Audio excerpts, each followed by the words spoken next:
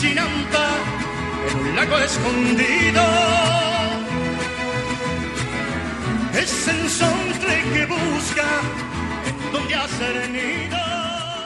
Muy buenas noches, México lindo y querido, hermosa República Mexicana. Es maravilloso poder saludarlos en este domingo 28 de febrero. Yo soy Charo Fernández. Y yo soy Víctor Manuel Espinosa. Y la canción con la que abrimos el programa de hoy puede considerarse casi un himno, ya que reconocida y cantada por muchos mexicanos que viven en el extranjero. Así es, pero lo más probable es que pocos conozcan el nombre de su compositor, Charo. El autor de esta obra es Guadalupe Trigo, quien nació en la ciudad de Mérida, Yucatán. Su primera obra musical fue Mirar el Amor, que fue grabada únicamente por José José. Además de compositor, Guadalupe Trigo fue cantante y actor. La música que le gustaba escuchar eran las composiciones de los grandes clásicos, la popular de autores mexicanos, el bossa nova y la folclórica internacional. Bueno, otras composiciones de Guadalupe Trigo son María Madrugada, México 1900 siempre, Acostúmbrate, Te lo juro corazón, Paloma Blanca y Milagro de ternura, entre muchas más.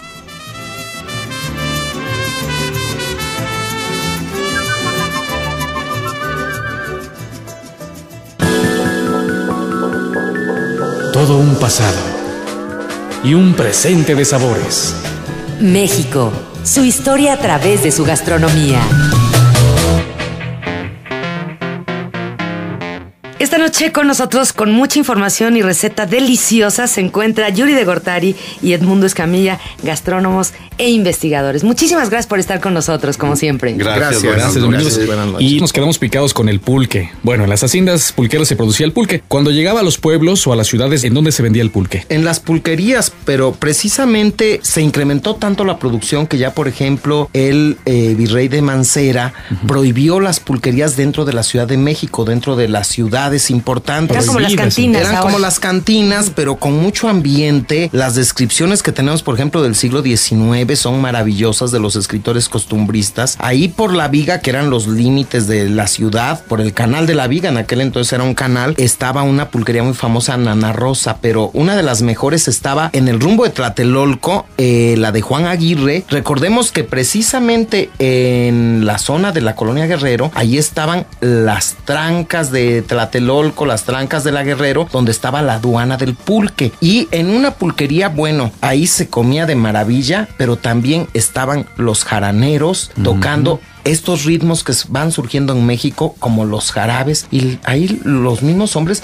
se levantaban a bailar, y ya luego surgen las pulquerías que tenían su apartado para mujeres. Yuri, ¿qué se comía en las pulquerías? Mira, se comía fundamentalmente nuestros exquisitos antojitos mexicanos. Obviamente enchiladas, gorditas de masa de maíz, tamales y, claro, eran especialistas en salsas. Las salsas con una enorme variedad y siempre tenían que ser muy picantes. Claro. ¿Qué receta tenemos esta noche? Hablando de salsas muy picantes y muy sabrosas, tenemos una para la cruda y para acompañar el pulque. Así es.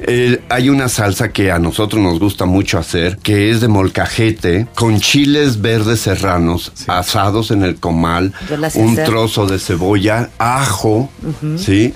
Y entonces en tu molcajete mueles primero unas pimientas gordas, sal en grano y luego vas moliendo el ajo, la cebolla, los chiles muy bien molidos y le vas agregando limón y el limón va soltando la grasa del chile y el sabor del chile y queda exquisita. Si aguantas mucho, te comes el chile, si no, solo el juguito. Muy bien. Pues como todas las noches, muchas gracias por estar con nosotros. Yuri de Gortari y Edmundo Escamilla, investigadores gastronómicos. Gracias, buenas noches. Buenas noches. Centenario de la Revolución. Conteo regresivo. Bicentenario de la Independencia. Centenario de la Revolución. Conteo regresivo. Bicentenario de la Independencia. Conteo regresivo. Faltan 28 semanas para conmemorar el Bicentenario de la Independencia y 38 semanas para el Centenario de la Revolución.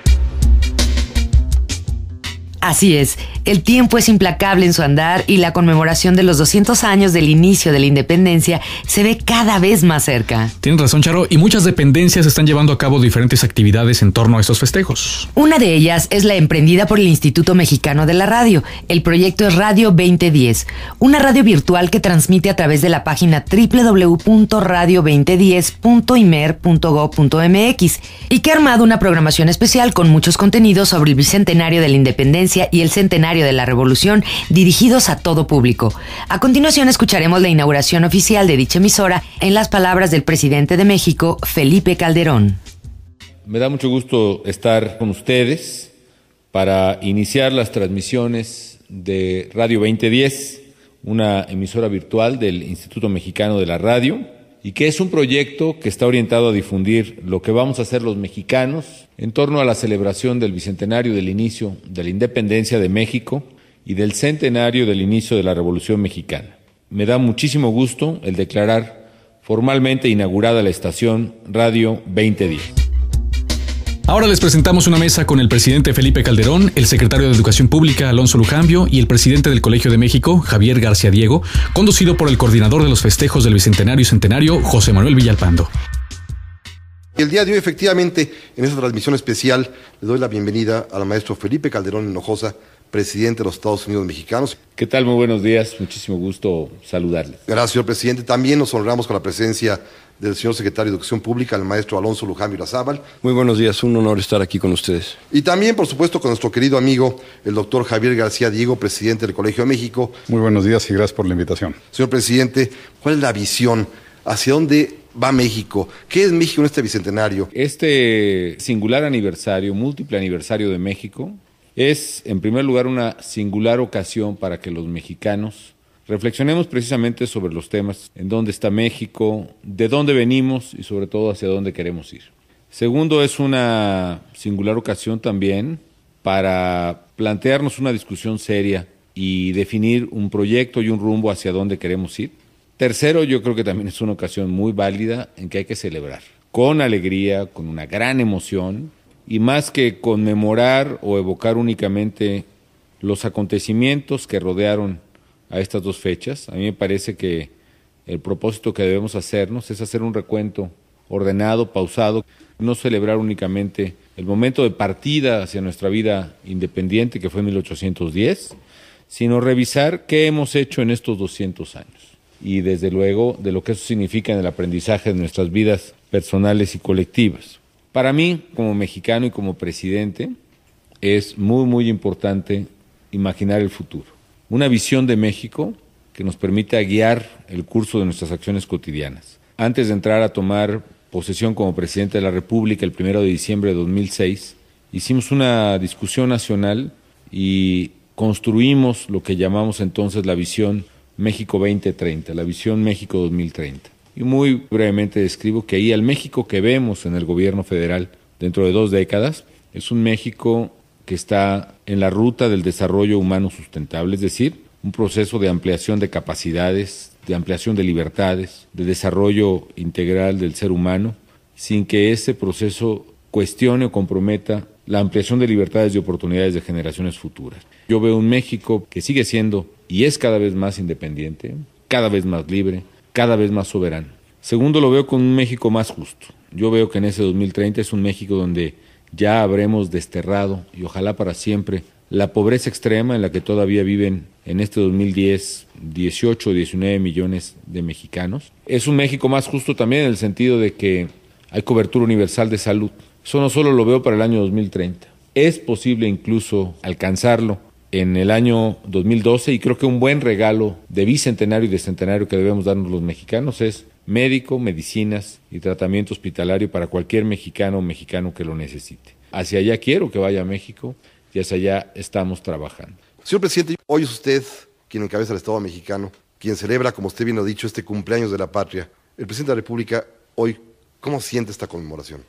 Estas conmemoraciones serán precisamente y son reflejo del México que ahora tenemos, que es un México plural, rico en su diversidad. Un México democrático, porque la democracia, José Manuel, no representa la idea de que todos estemos de acuerdo y que finalmente celebremos todos de acuerdo. Al contrario, la democracia sirve fundamentalmente para regular la convivencia entre quienes no estamos de acuerdo. Y esa es la gran ventaja y la gran virtud del México 2010, una sociedad plural, plural en su acervo y en sus fuerzas políticas, equilibrado en sus poderes. Hoy, afortunadamente también, el presidente está más acotado que nunca en el México, por lo menos postrevolucionario. En la democracia